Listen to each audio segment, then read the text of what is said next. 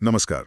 आज हम अमीश त्रिपाठी की शिव त्रयी की जो आखिरी किताब है, वायुपुत्रों की शपथ, उस पर थोड़ी गहराई से बात करेंगे। जी। हमारे पास जो जानकारी है वो इस किताब की कहानी, खासकर जो इसके ज़रूरी मोड़ हैं, उन पर रोशनी डालती है। बिल्कुल, ये किताब त्रयी को एक अंजाम तक पहुंचाती है। हाँ, तो आज हम यही देखने वाले हैं कि शिव की ये जो यात्रा थी वो कैसे पूरी हुई और कहानी में वो कौन से बड़े मोड़ थे। पिछली किताब के बाद तो जैसे रहस्य खुले और फिर असल लड़ाई शुरू हुई। हाँ बिल्कुल, क्लाइमैक्स तो यहीं से बनता है। तो चलिए शुरू करते हैं।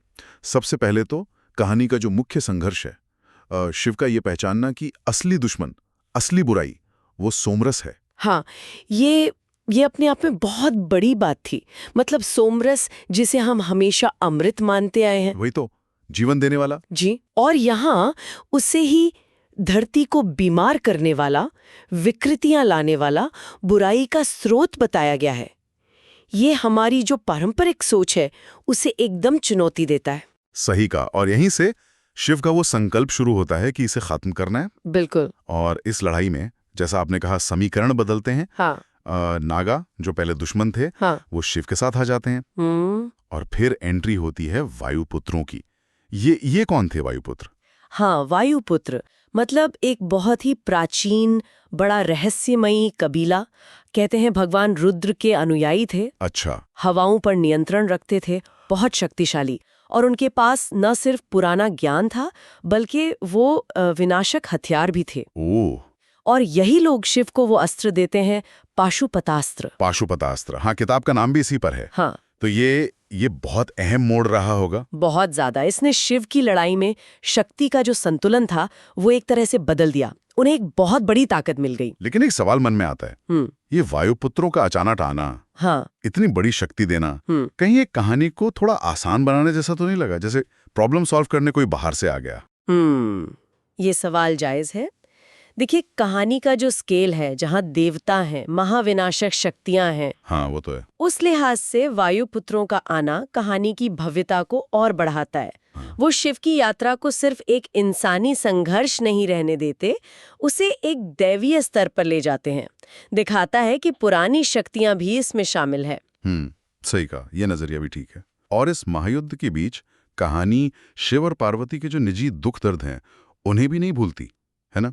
पार्वती का दर्द अपने बच्चों के लिए, नागाओं के लिए। बिल्कुल, और यही शिव का वो मानवीय पहलू दिखता है, जो उन्हें इतना रिलेटेबल बनाता है। हाँ। उन्हें समझ आता है कि ये जंग सिर्फ बल से नहीं जीती जाएगी। समझदारी चाहिए, राजनीति भी है। अयोध्या, काशी, देवगिरी, वहां के बदलते समीकरण। अच्छा, वो सब भी चल रहा है साथ में? जी, वो सब कहानी को और परतें देता है। ये सिर्फ अच्छाई बुराई की सीधी लड़ाई नहीं रह जाती। और फिर कहानी उस मोड़ पर पहुंचती है जो शायद सबसे ज्यादा दुखद है, सती की मृत्यु, पार्वती का जाना। हाँ, ये तो शिव को मतलब तोड़ देता होगा पूरी तरह। तोड़ता भी है, और शायद एक नए, ज्यादा कह सकते हैं भयानक संकल्प से जोड़ता भी है। अच्छा, कैसे?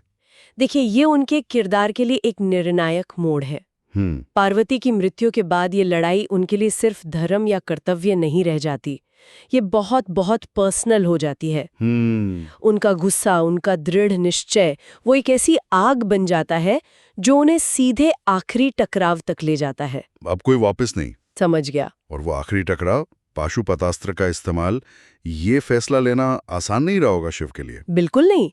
वो एक शपथ लेते हैं कि ये बिल्कुल आखिरी रास्ता होगा, जब और कोई चारा नहीं बचेगा तभी। और जब वो उसका इस्तेमाल करते हैं, तो हाँ, सोमरस नष्ट होता है, बुराई खत्म होती है। लेकिन उसके साथ ही मेलुहा की जो महान सभ्यता थी, वो भी लगभग खत्म हो जाती है। तो जीत तो मिलती है, पर उसकी कीमत बहुत ज्यादा होती है। ये एक त्रासदी भरी जीत है।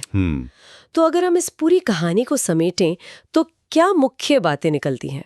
एक तो शिव की यात्रा पूरी होती है, साधारण इंसान से भगवान बनने तक की। जी। दूसरा, बुराई पर जीत मिलती है, पर भारी कीमत चुकाकर। और तीसरा, वो सोमरस वाला विरोधाभास, जिसे अमृत समझा वही जहर निकला। एकदम सही। और ये हमें सोचने पर मजबूर करता है, क्या कोई चीज अपने आप में अच्छी या बुरी होती है, या फिर उसका इस्तेमाल उसका नतीजा, हाँ, उसका संदर्भ। बिल्कुल, उसका संदर्भ तय करता है कि वो अमृत है या विष। सोमरस का उदाहरण इसी मुश्किल सवाल को हमारे सामने रखता है। सही का। और एक सवाल ये भी रह जाता है कि क्या ऐसी जीत जिसकी कीमत इतनी बड़ी हो, क्या उसे वाकई पूरी जीत कहा जा सकता है? ये गहरा सवाल है। शायद यही किताब हमें सोचने के लिए छोड़ जाती